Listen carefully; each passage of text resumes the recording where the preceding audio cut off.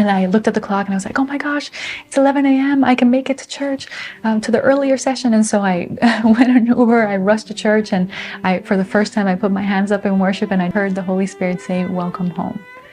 And that was, the beginning of the journey of opening up and trusting God, because we have free will and God is never going to barge into our lives unless we invite him in. He loves us way too much to infringe on our free will.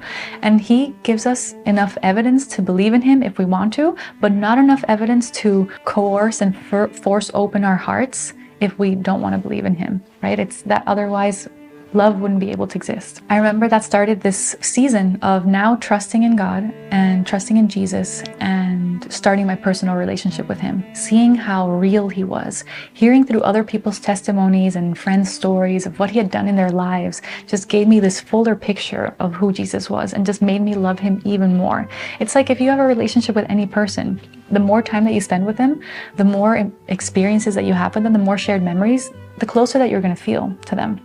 And so I just had, all these months go by where I was having these beautiful encounters in prayer. We started a prayer group with our group of friends. I got to see the power of God. I got to see the Holy Spirit setting people free from addictions to weed, from other types of addictions, from pain, from trauma, from depression. I saw how the hand of God moved and how he set people free.